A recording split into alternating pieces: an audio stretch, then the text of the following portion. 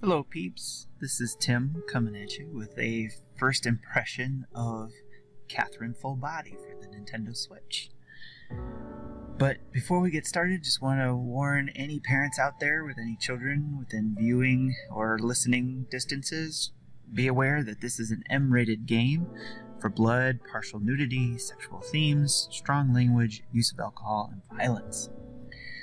Some of that will be in this review and the video content, so please keep that in mind when we take a look.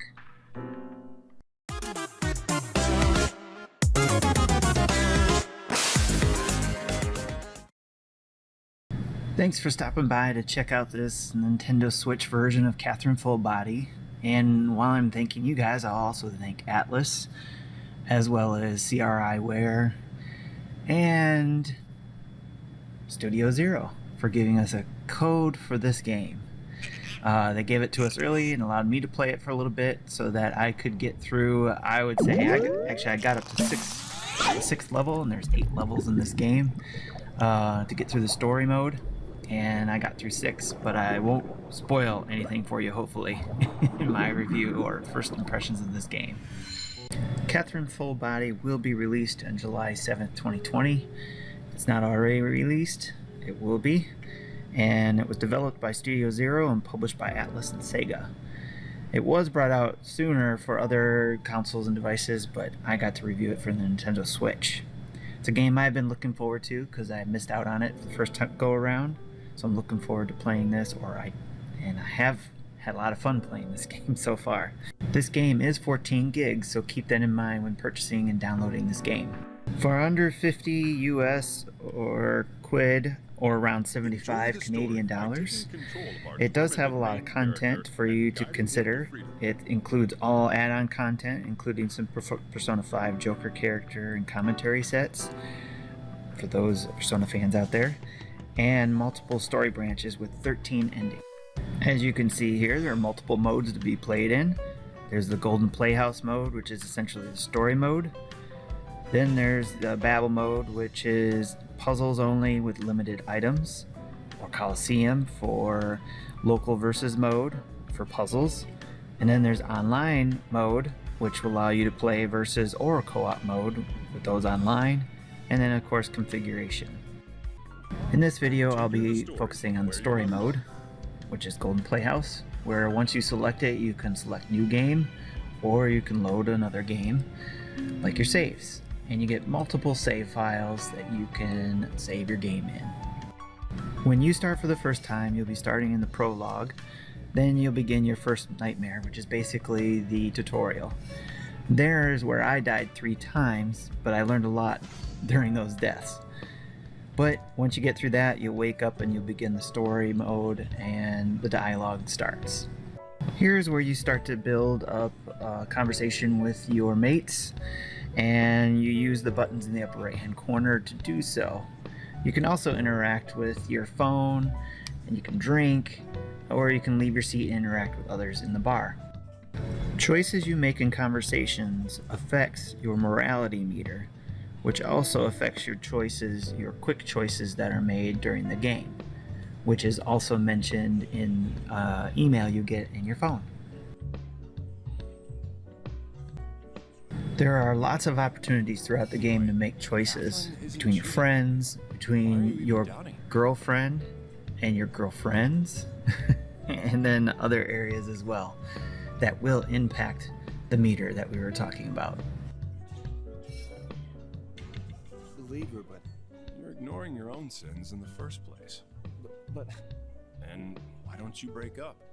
Well, if you're cheating and you think she's cheating, that's the logical choice.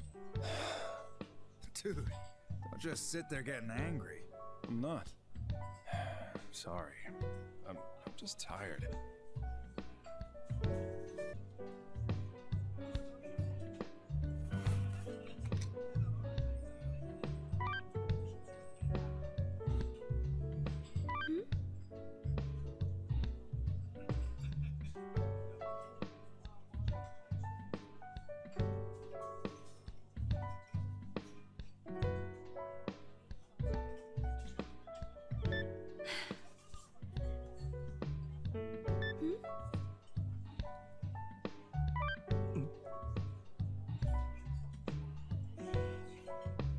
Nah.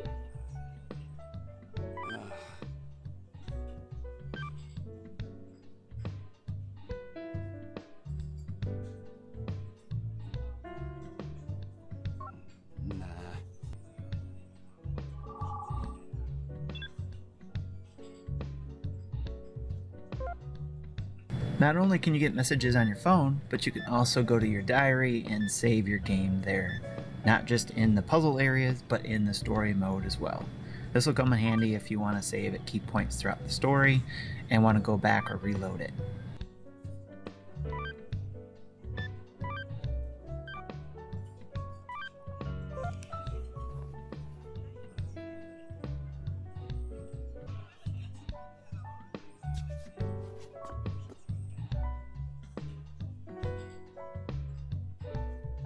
As mentioned before, you can get up and walk around the bar and explore some things around the bar or talk to people and get some information about what's going on in your life or in other people's lives. He apologized over and over. He said he thought about it when he got home, and he doesn't mind being nagged by his wife. Bryn's been right at home here lately. No complaints about the piano either. Yeah. Hey, Vincent, it's your life, but just make sure no one gets hurt, okay? When you're up walking around, you can sit down at the bar, talk to the bartender, talk to other patrons. You can also go to the restroom, and that's where you can look at your phone in private. And that'll come in handy for when you get inappropriate pictures from some of the characters that you, as a character, will get embarrassed about in front of the other people. So keep that in mind as well. And as appropriate as basically, as far as I've seen so far, is lingerie. So, but like I said, it's a pretty revealing game when I talked about the mature rating. Other things you can do as well is play jukebox songs, as well as play an arcade game that's called shoot, I can't remember the game name right now, but it's essentially the same game as the puzzle game that we'll see in a moment, but like a retro version of it. And unlike the puzzle game that you have, which is timed, this is not timed. You can take your time and think about it and play an old school version of this same puzzle game you play in Catherine. I wrote an article about her because her story touched me. She was poor and had to take several part-time jobs while studying ballet. The article was a hit, and her popularity soared. It's the truth. Wow, it's really something. I apologize for the abrupt transition from the bar to going to sleep in the puzzle game here, but I wanted to get right into it, and since I've explained most of what happens in the bar, now I want to show you what's in the puzzle game itself. Here I'm entering in my 6th day when I started recording this, but it's pretty much the same throughout all of the days that you're going to be having your nightmares. You'll be entering, and especially if you chose to allow online content to happen during your story mode, you'll be seeing the information of other people's death count and how they did through that area of the floor through the day. It says tonight's deaths is 23, then you got the death of the falling, crushed to death, and unnatural causes. So it's pretty cool. You get to add that, but you can turn that off too if you don't want to have the online component. Bomb blocks are lit when you walk over them and will damage nearby blocks. Alright, I got it. So although I'm enjoying the story, this is my favorite part of the game, are these puzzles. I didn't think I would like this because, one, I don't like to be rushed during puzzles. I like to be able to think, and you do get rushed because you are timed by being chased by either the levels below you falling or dropping out underneath you, or a giant monster climbing that wall to come get you. But essentially what you got to do is pull out or slide or move each block in order to move up and down, up and down the wall. While getting through the puzzle, you'll run into other characters and also items that you can pick up along the way. Those items can help you along as like a pillow to help give you more time or to slow down time. I believe there's also another white platform or another brick or stone that you can throw down to give you a platform, as you can see there in the left corner, lower right corner, sorry. The further and further you get into the game, the more you learn what you can do and what you can't do. You also learn quickly because of the falling floors and the other things that happen. In a minute you'll get to see what happens when you reach the top, but these are a couple examples of puzzles that I made it through to show you what you have to do to push and pull to get through the puzzle. Alright, I got it. If you can't find a way through, you may wish to undo. I made it! Here I go!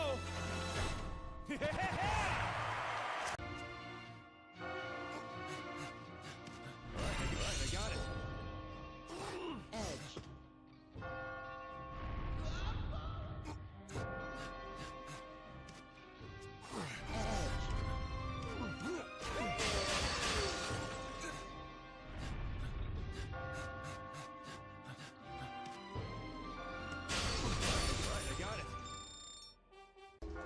Do I look like a sheep? So once you make it to the top, you get to meet one of the voices that you hear through the first few puzzles, and then you also get to talk to some other sheep, which you'll find out more about once you get through the story. And as you will hear here as well, is basically you see all these sheep, but each person thinks they're a person and everybody else is a sheep. So there's more to the story as you work your way up through the puzzle, as well as those sheep being able to help each other out. One of the things that I learned in here as well is that some of the choices you make will impact how some of that cheering you hear through the puzzle. So if you're kind of cheering everybody on and not kind of like leaving everybody to themselves, you'll hear a lot of people cheering for you, or a lot of these sheep cheering for you. And going back to those choices that you were making earlier throughout the game in the story mode, the choices you make there where you can make a choice will impact in that value meter, and that value meter will dictate for the quick choices that need to be made for the story mode what you need to do there. I found that very interesting. Going back to the sheep, this is an example of one of the sheep giving you tips on how to get through the puzzle, as well as you sharing tips for them. So you're again helping everybody out and they're helping you when you go talk to them. Up here is also where you can save in between each puzzle. You'll see a little stand where you can sign in into your diary and save the game.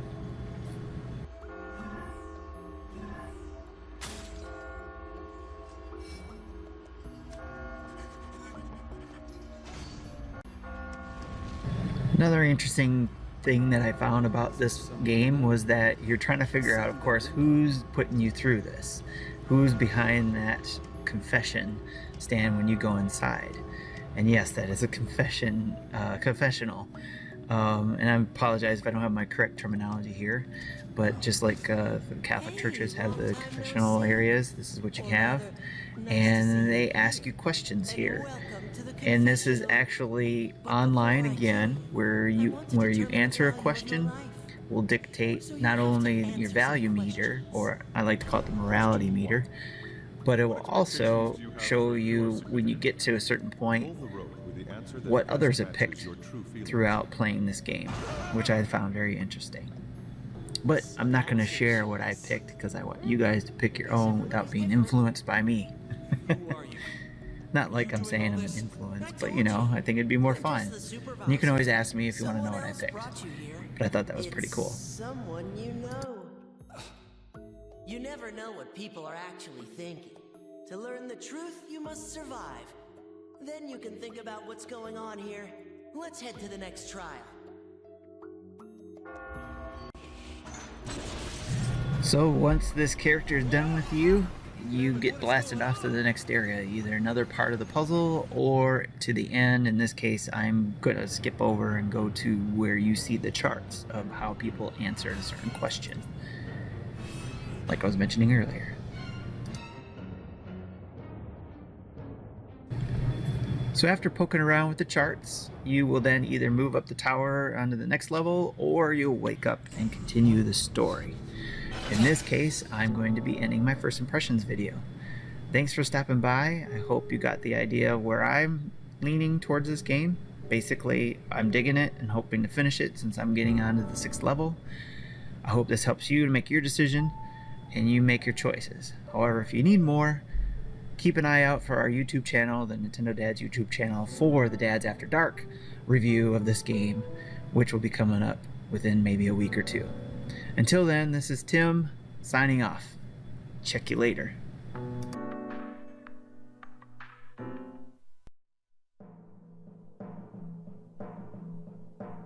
Hey there, Vincent. That's nice of her.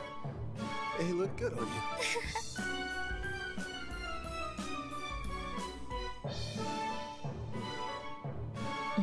Say, I'm all wet. Like it?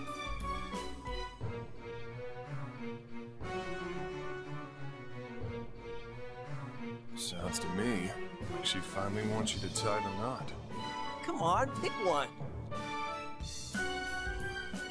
They're calling it life-changing. She's totally into me, man. No. Oh, yes!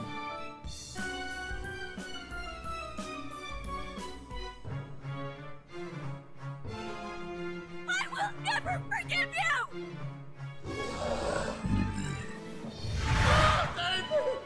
Vincent, I love you.